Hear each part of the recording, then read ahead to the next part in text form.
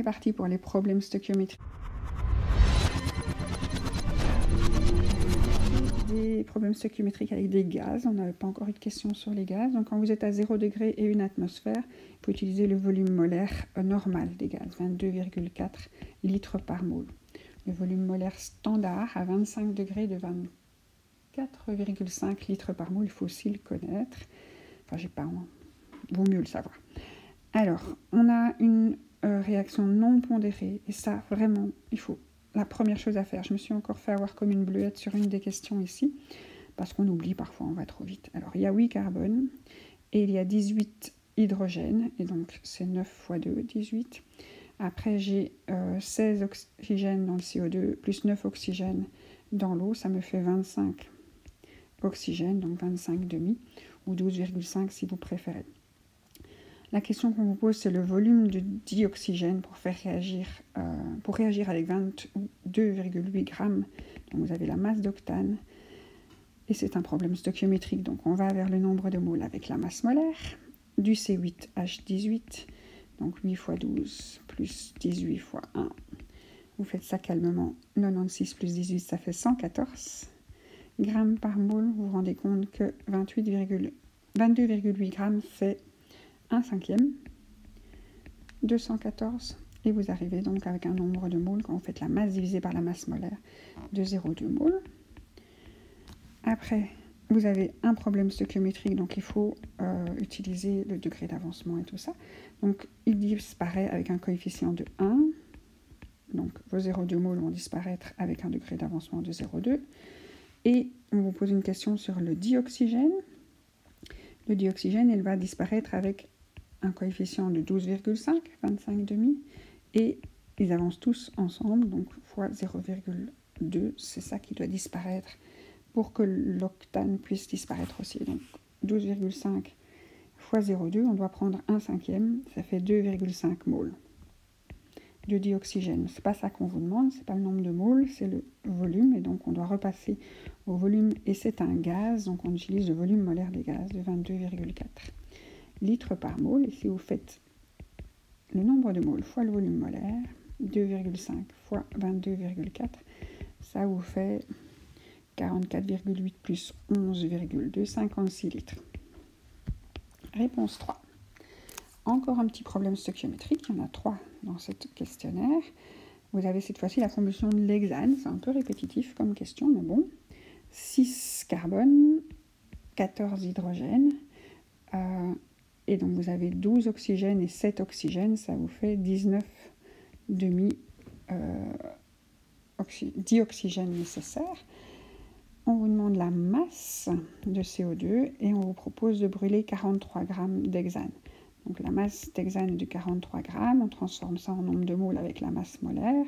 6 fois 12 plus 14 fois 1, ça nous fait 86 grammes par mole. Masse divisée par masse molaire, on voit que c'est la moitié. 43 par rapport à 86, donc on est à 0,5 moles. Elles vont disparaître lors de la combustion, donc le nombre de moles de départ, la variation, la fin, et donc on n'en aura plus à la fin. Pour l'oxygène, non, c'est pas la question sur l'oxygène, la question est sur le dioxyde de carbone, donc ça peut être aussi piégeant si au début on en a un sur ça, et qu'on va trop vite. Alors le dioxygène, on n'en a pas au début, donc je mets 0 au niveau du nombre de moles de départ, il apparaît 6 fois quand l'autre disparaît une fois, donc le degré d'avancement est de 0,5 moles, et donc j'ai 3 moles de CO2, et on me demande la masse. Donc avec un nombre de moles pour obtenir la masse, j'utilise la masse molaire.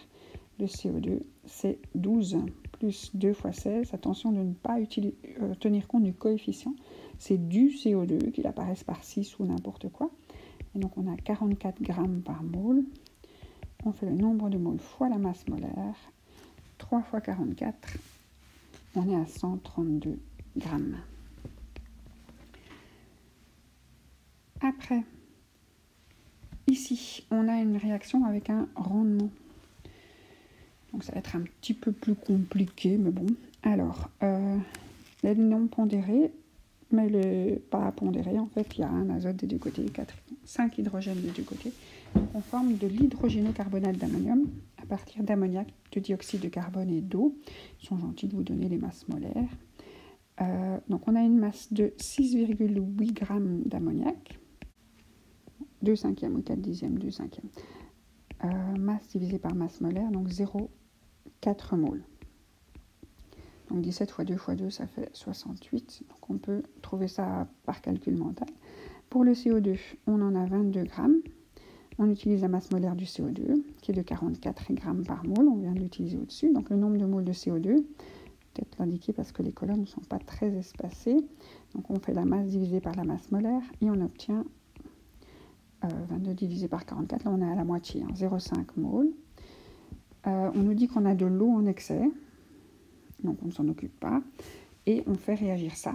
Et on nous dit que le rendement est de 80%. Donc on va calculer un rendement de 100% et puis on verra ce que ça donne quand on en obtient moins. Donc le nombre de moles de départ, le nombre de moles de la fin, et on voit qu'ils disparaissent toujours avec 1, tous les deux.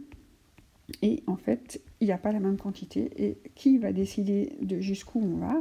Donc si on devait calculer le degré d'avancement, c'est toujours la variation du nombre de moles divisé par le coefficient. Le premier, il demande 0,4 divisé par 1. Le deuxième, il demande 0,5 divisé par 1. Et donc, il y en a un qui veut avancer de 0,4 et l'autre qui veut avancer de 0,5. Alors, c'est toujours celui qui veut aller le moins loin qui gagne. Pourquoi? Parce qu'il doit être suivi.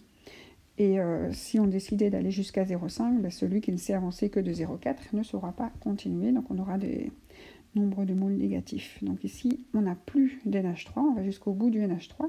Mais il nous restera du CO2. Il est en excès. C'est pas grave. Celui-ci est en défaut. Ça aurait été grave si on voulait aller plus loin. Alors, la question qu'on nous pose, c'est sur le produit. Quelle quantité de bicarbonate d'ammonium? L'hydrogénocarbonate d'ammonium, c'est son autre nom. Donc là, il y a l'eau, on ne l'occupe pas. Mais de l'autre côté, on a donc 0 au départ de ce produit et plus une fois, et comme tout le monde, 0,4. Une fois que le degré d'avancement a été choisi, c'est valable pour tout le monde. Donc 0,4 moles, c'est un problème stoichiométrique avec excès. Si on va trop vite, on obtient 0,4, ça c'est le maximum, si 100% de rendement. Et donc, attention, on nous dit que c'est 80% de rendement. Donc, on n'a pas été jusqu'au bout. Et donc, dans ce cas-là, il faut se dire que le N obtenu, c'est égal au N max fois le rendement. Et donc, ce qu'on aurait pu obtenir, c'est 0,4, mais on n'a pu obtenir que 80%. 4 fois 8, 32, 0,32 moles. Alors on passe au produit de solubilité KPS. Donc je crois que maintenant dans le nouveau programme, on ne voit plus les KPS, on voit les KC, on voit les KP, mais le KPS c'est juste un cas particulier des KC. Et donc les produits de solubilité des sels, donc c'est le... Il y a toute une théorie où vous pouvez aller voir l'autre vidéo pour ça. Je ne vais peut-être pas refaire toute la théorie, mais il y a juste un lien entre le KPS et la solubilité. Donc si vous avez un sel à 2 ions, la solubilité elle est égale à la racine carrée du KPS. Alors il y a toute une explication à ça. Si vous avez un sel à 3 ions, la solubilité sera égale à la racine 3 du KPS divisé par un chiffre, je crois que c'est 9, mais il faut vérifier. Si vous avez un sel à 4 ions, la solubilité va être divisée, la racine carrée sera la racine 4 qu'il faudra prendre, etc. Alors, quand on a du AGI, on a un sel à 2 ions, vous avez Ag+, vous avez I-. Et donc la solubilité sera racine carrée de 2 10-16, donc vous serez dans les 10-8 molaires. La solubilité, c'est la concentration maximale. Quand vous avez un sel à 3 ions, donc Cu++, il y en aura 2. C'est bizarre. Ah oui, c'est Cu+, il y a plusieurs valences au cuivre. Et S-, il y en aura un. Donc on a 3 ions ici. Donc la solubilité, c'est la racine. Il faut prendre la racine cubique. Et donc un tiers. Enfin, il faut diviser 48 par 3. Donc on sera à 36 moins 16 molaires. Et ici, on a un sel à 2 ions, Ag+, Cl-. La solubilité sera la racine simple carrée du 10, donc environ 10-5. Celui-ci, racine triple parce qu'il y a 3 ions, Pb++, I-, il y en a 2. Et donc S égale 10-3. Et donc quand on regarde la solubilité croissante, le moins soluble, c'est celui qui atteint la concentration maximale la plus petite, donc ça c'est le moins soluble, c'est la proposition B, et le plus soluble, c'est celui qui atteint la concentration maximale la plus grande, c'est la proposition D, et donc pour aller de B à D, c'était le choix 4. On doit calculer la constante d'équilibre. Alors ici, c'est un petit peu complexe ce qu'on nous propose. Enfin, il faut faire attention aux données qu'on nous donne. Donc on nous donne un nombre de moles initial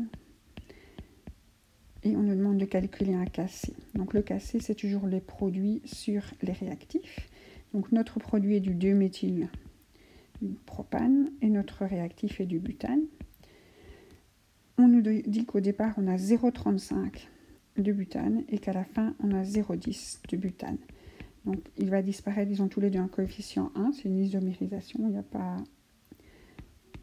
Ça change juste de forme. Et donc, qu'est-ce qui s'est passé entre les deux? De 0,35 à 0,10, il y a eu moins 0,25. Donc, l'autre est apparu avec le même coefficient, le même degré d'avancement à 0,25. Alors, il faut faire attention qu'il faut tenir compte du volume de la solution pour obtenir les concentrations. La concentration, c'est le nombre de moles divisé par Vs. Donc le Vs, on vous dit que c'est 2 litres. Et donc vous faites 0,10 divisé par 2. Vous êtes à 0,05. Et ici, vous êtes à 0,125. Vous mettez le 0,125 au-dessus et le 0,05 en dessous. Il n'y a pas d'exposant parce qu'il n'y a pas de coefficient. Ça, c'est 5 centièmes. Donc vous devez faire fois 100 divisé par 5. Et donc ça fait 12,5 divisé par 5, ça fait 2,5. Alors il n'y a pas d'unité. C'est les constantes d'équilibre. Alors on arrive au thème de la loi de Le Chatelier. Donc on dérange un équilibre et on voudrait bien que ce dérangement favorise la formation de ce... Je ne sais pas comment ça s'appelle ça. Complexe. Carbonate, je ne sais pas. Donc on veut déplacer l'équilibre vers la droite. Alors, le Chatelier dit toujours qu'un équilibre est perturbé, il va s'opposer à la perturbation. Donc, si on augmente la température, le système veut diminuer la température. Et ici, donc, cela favorise le sens endo. Alors, ici, vous avez un delta H négatif, ça veut dire que vous allez au niveau de l'enthalpie vers le bas et donc que vous libérez de la chaleur. Et donc, ça, c'est exo. Et donc le sens endo, il est dans l'autre sens. Ok. Si vous augmentez la pression, le système veut diminuer la pression. Cela favorise le sens vers moins de gaz. Alors, comment est-ce qu'on va voir le nombre de gaz? Pour l'instant, on voit qu'il y a un gaz à gauche et un gaz à droite. On pourrait croire que la pression n'a pas d'effet et donc arriver à faire le choix 4 si on a été trop vite et qu'on n'a pas pensé à commencer par pondérer. Donc en fait, il y a 4 gaz chez les réactifs, un seul gaz chez les produits. Et donc vers moins de gaz, c'est bien vers la droite, c'est ce qu'on veut. Voilà, et en même temps, si on va vers moins de gaz, c'est quelque chose qui est défavorable. Et donc on était sûr que si on avait un équilibre, on avait le facteur enthalpique qui était favorable. On regarde les autres propositions. Donc si on diminue la concentration en CO, c'est un réactif. Le système va vouloir en refabriquer. Et donc ça favorise vers les réactifs. Vers la gauche aussi. Et donc c'était bien le choix 2.